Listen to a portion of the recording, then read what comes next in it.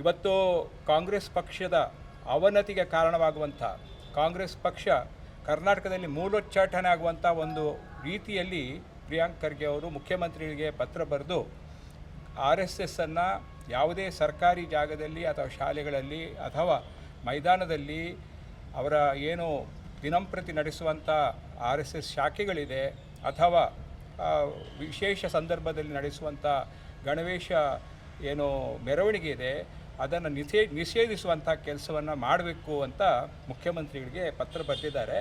ಪ್ರಿಯಾಂಕ್ ಖರ್ಗೆ ಅವರಿಗೆ ನಾನು ಹೇಳಲಿಕ್ಕೆ ಬಯಸ್ತೇನೆ, ನೀವು ಇನ್ನೂ ಕಿರಿಯರಿದ್ದೀರಿ, ನೀವು RSSನ ಇತಿಹಾಸವನ್ನು ಮತ್ತು ಅವರ ಸೇವೆಯನ್ನು ತಿಳಿಯದೆ ನೀವು ಅಜ್ಞಾನದಿಂದ ಮಾಡಿರ್ತಕ್ಕಂಥ ಈ ಒಂದು ಏನು ನಿಮ್ಮ ತಪ್ಪು ಕ್ರಮ ಇದೆ, ಇದಕ್ಕೆ ಮುಖ್ಯಮಂತ್ರಿಗಳು ಕೂಡ ಸೊಪ್ಪು ಹಾಕಬಾರ್ದು.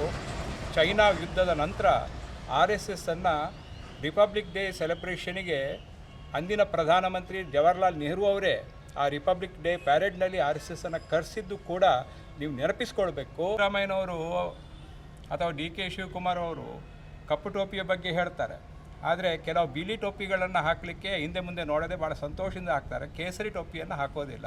ಇದು ಸಿದ್ದರಾಮಯ್ಯನವರು ಅವರ ಮನಸ್ಸಿನಲ್ಲಿ ಯಾವ ರೀತಿಯಲ್ಲಿ ವಿಷ ಬೀಜವನ್ನು ಸಮಾಜದಲ್ಲಿ ಬಿತ್ತಿದ್ದಾರೆ ಎಂಬತಕ್ಕಂಥದ್ದಕ್ಕೆ ಒಂದು ಸಾಕ್ಷಿ ಅಂತ ಹೇಳಲಿಕ್ಕೆ ಬಯಸ್ತೇನೆ.